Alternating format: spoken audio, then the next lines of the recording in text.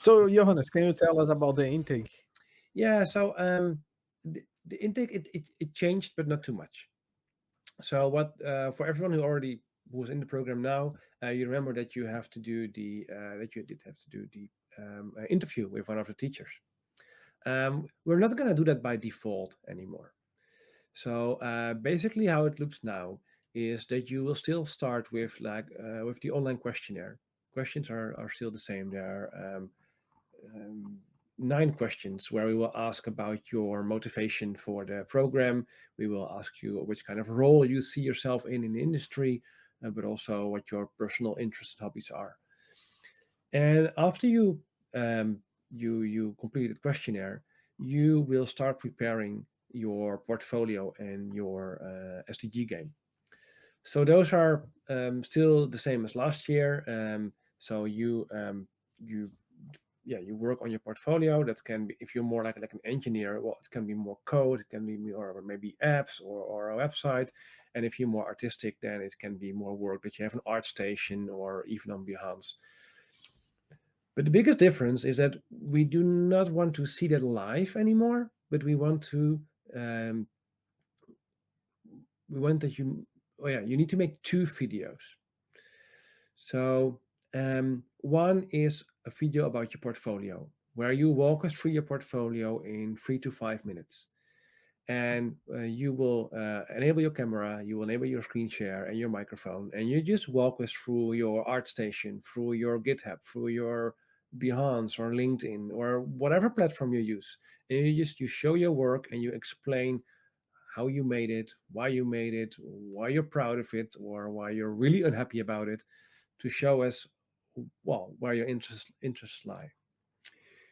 And then you also provide us the URLs to those platforms where you have your work on. So that can be a website that you host yourself, but it can also be ArtStation or GitHub or Itch or any other platform. So you basically just provide us with the URLs, one for the video and one for where you have your work published. And you do the same for the game. So not a live demo anymore of the game, but you do a 3 to 5 minute walkthrough video about the game that you prepared. So you play it, you explain it, you show some of the difficult stuff that you did or the thing that you're really proud of, and then you show us the game. You also need to publish the game, and you can do that, for example, on Itch. And then you also provide us with the URL to that game. So what the teacher then will do is after you submitted all those URLs, so for the game and the portfolio, they will assess your work.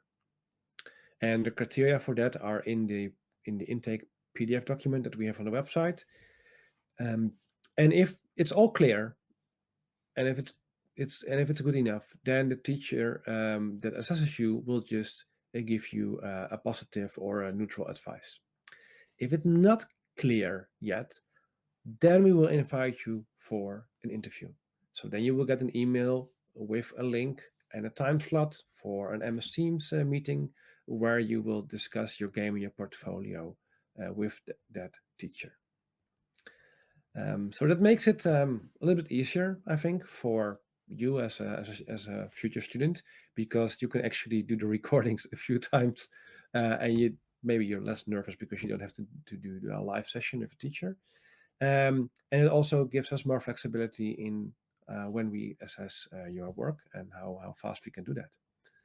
So yeah, we think it's beneficial for all, and gives you a better way to prepare your game and Yeah, your portfolio. I agree. I agree. Yeah.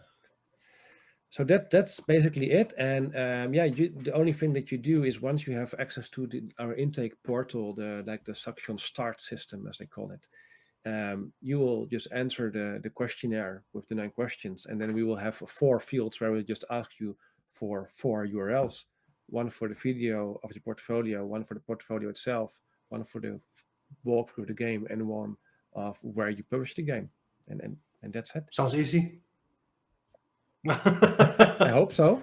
And also, I think it's a good representation of what we do in the program, because a lot of courses we are expecting a video now also that you explain it and so on. So makes you get used to what you're gonna be doing in the program, and also if you don't like doing any of that, then you already know Yeah. maybe another course for you. And maybe good to note that what we really um, advise is that you use Unity for that game that you're building. Yeah, Even if you never use it before, in the intake PDF, we provide a few URLs where you can like start your journey into Unity.